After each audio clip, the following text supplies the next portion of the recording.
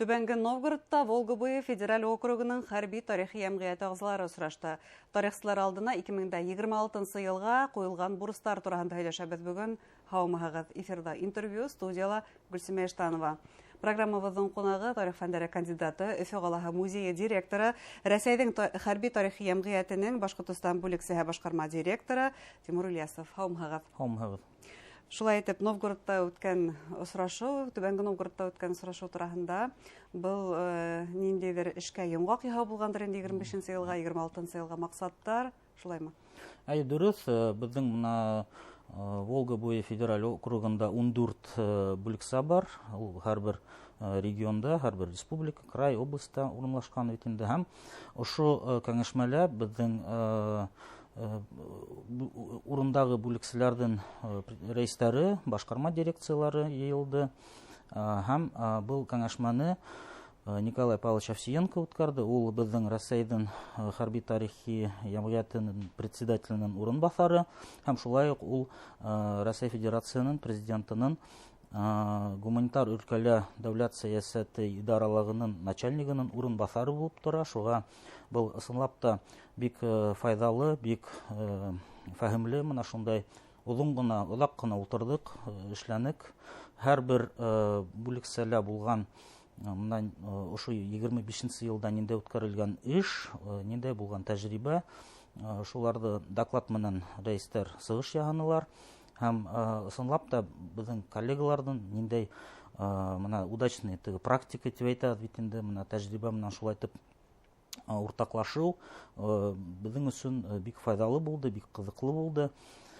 Һәм 2025 елдагы эшебезне, менә безнең Башкортстан Республиканың эшен безнең әмгыятебезнең рәисе, билдәле тарихчы Рамил Насибулла улы Рахимов сыгыш яһаны һәм безнең бүлекчәнең менә ошо елдың һөҗүмтәләрен презентация итеп, матур итеп күрһәтте һәм Башкортстан Республиканың бүлекчәсе үзенең эшен һәйбәт алып бара дип шундай баһалды. Буны бик куанычлы. Әлбәттә, алдыбызда хәзер яңа безнең бар бурыстар, максаттар, шул турында һөйләшеп үттек. Һәм ниндәйдер безнең булган тәкъдимнәрне, ябык рәвештә дип әйтәм инде, монда һөйләп тормасмын. Үзебезнең тәкъдимнәрне шулай ук без бирдек безнең Рәсәй әмгыятенең башкарма дирекциясына һәм артабан улар да эшкә алыныр дип ышанабыз. Ягъни бу һораулар һезнең артабанғы эшегездә барыбер да сагылыш табасак, шулай тәкъдимнәр һәм һораулар. Бuna тәҗрибәләргә килгәндә, беләбез, Башкортстанда хәрби тарихты өйрәнүгә зур гына игътибар бирелә. Шулай да күршеләрдән, башкалардан без нимәгә өйрәнә алабыз? Нинди алдынгы тәҗрибәләр һезнең өчен кызыклы кебек тоелды? Монда төрле форматтар бит инде килә, менә сараларда төрле форматтарда үткәрәләр.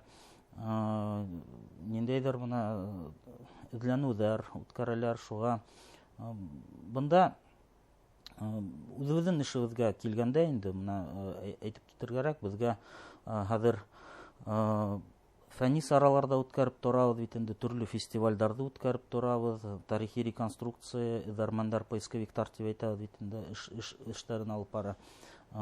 Төрле юнәлештәр күп һәм һәрбер ошо юнәлештә ниндәйдер кызыклы тәҗрибә, практика без күрдек инде. Хәзер аерым ул турында һөйләп тормасмын, ярыймы? Шулай да, буны телгә алып китәйек. Һәр вакыт нинди дә булһа, республикала билдәле сара булһа, унда һәр вакыт күргәзмә эшләй һәм үзебезнең Башкортстан халыкларының, Башкортстан Республикаһының уртак еңүләргә индергән өлеше турында белергә мөмкин. Шул исәптән үткән елда гына билдәләнек Бөек еңүнең 2 еллыгын, быел инде Бөек Ватан һугышы башлануга 2 ел тула, 5 ел тула. Ниндидер тәкъдимнәр булдымы ошо сараны билдәләү буенча?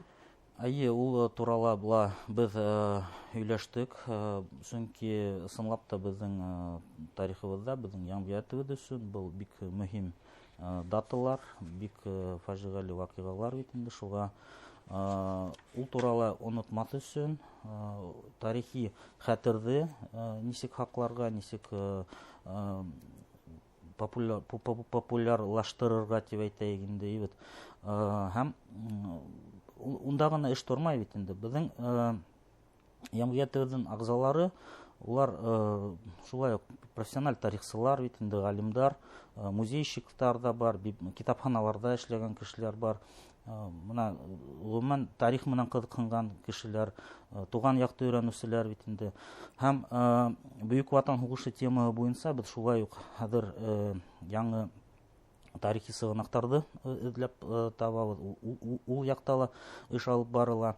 Безнең мына Башкортстан Республикасының бүлексәһендә быел, былтыр 25 елда 7 мына Башкортстан Республикасы калаларында 7 урындагы бүлексәләр асылды. Стальтамак, Бирск, Благовещенск, Туймазы һәм Сибай һәм башка калаларда.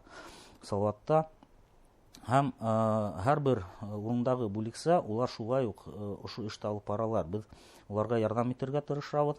Мына мәсәлән Благовещенск, Стальтамак калаһындагы безнең Ямгиятыбыздың ағзалары, улар архивтарга барып, яңа документтар, яңа тарихи сыганактар табып алдылар. Бик уңышлы мына шундай архивка бару булды. Туймазы, шулай ук Өфөлә булган, безнең Бирскта булган эдәрмәннәр, шулай ук Бөек Ватан һугышындагы булган табып киләләр солдаттарыбызны, поиск менән булышалар. Шулай ук китаптар сыгарабыз. Махсус хәрби операцияна килгәндә Рамил Насибулович Рахимов махсус хәрби операцияның геройдарына багышланган, Башкортстандан сыккан геройдарына менә беренче китабы сыкты хәзер. Декабрьдә гына исем той үткән. Әйе. Шулай ук төрле күргәзмәләр үткәреп торабыз.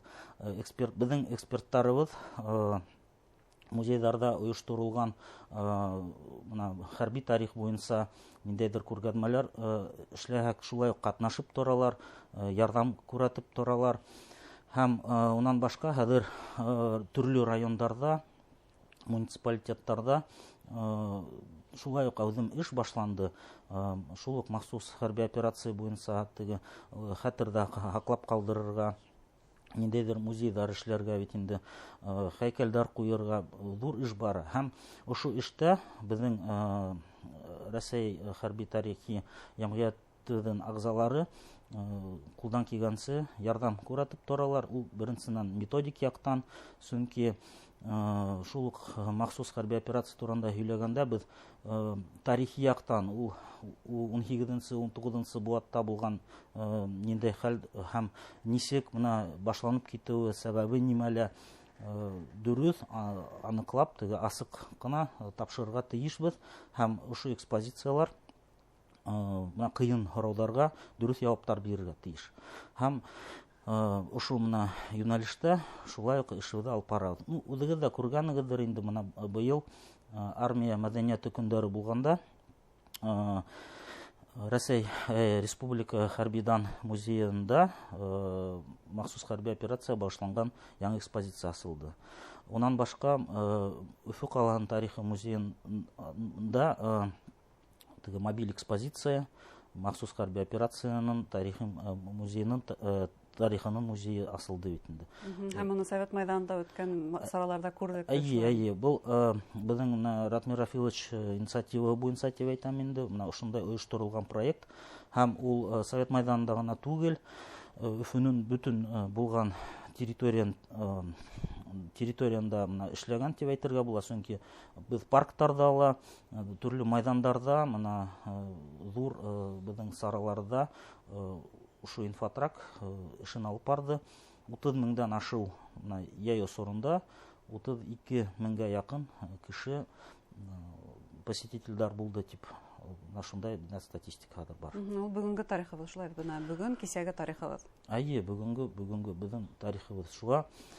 Унан башка менә махсус хәрби операцияга килгәндә бында бит безнең фронттагы подвигтар, солдаттар, офицерлар, улардан башка тыл Ирекмәндәрнең эше, волонтерларның эше.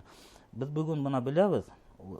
истә, хәтердә, мына берничә ел үтә, уже онытылып бара, юелып бара, шуга шулай ук безнең бурысыбызның берәү дип әйтәм инде, ошо мәгълүматты фиксация тарихи яктан һәм хәтердә, тарихта һаклап калдырырга. Әйткәндә, Радио Хәбәр был хакта указга кул куйды, хәтердә калдыру буенча, мәңгеләштерү буенча. Ә был мәңгеләштерү өчен ул бары тик архив хезмәткәрләре, музей хезмәткәрләре генә башкарырга тиешме? Ябай халык үзенең нинди өлешен индерә ала?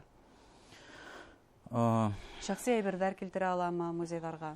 Бunda музейдарда гына түгел, музейдар әлбиттә предмет яктан хәтирәләр ядып алырга була бит инде, шулай ук аудио цифровой форматта хакларга була мына ошо мәгълүматты. Һәм артабан фәнни яктан ошо сыгынактарды яңы булган, яңы килеп сыккан сыгынактарды өйрәнеп, ошо мына яңы тарих языла дип уйлайм һәм шул яктан кешеләрнең исемнәре онытылмаһын өчен, уларның ише онытылмаһын өчен, вклад дип әйтәм инде башкача. Әйткәндәй, мемориаль комплекстар хәзер авылларда калкып сыга башланы, авылларда гына түгел, республиканың төрле мәйешләрендә, шул калалар да кушыла был эшкә. Уларга дөйем ниндидер талаптар бармы һәм булырга тиешме ул бундай талаптар? Бunda тарихи яктан соответствие дип әйтәбез бит инде. Дөреслеккә тап килһен, ниндәйдер булмаган, ниндәйдер фантазия менән эшләнгән скульпторлар, кайберәүләр белеп йетмәскә могут, шуга мына шундай хаталар булмаһын өчен һәм мемориаль яктан дөрес оештырылһын өчен мына шундай кәңәштәр безнең мына экспертлар бирә, ярдәм итеп торабыз. Быел Стәрлетамакта асылды бик матур мына шундай хәтер комплексы бит инде Хайбулла районының Акъяр авылында яңа һәйкәл асылды бит инде. Һәм был эш бөтен районнарда хәзер бара дип әйтергә була, мин шулай дип уйлайм, чөнки был безнең мына шундай бүгенге безнең егетләребезнең кылган каһарманлыгы һәм тыл хезмәткәрләренең башкарган эше. Ул тарихта калырга тиеш. Рәхмәт әңгәмәгезгә. Хөрмәтле тамашачылар, студиябызның кунагы тарих фәннәре кандидаты Тимур Ильясов булды. Игътибарыгызга зур рәхмәт.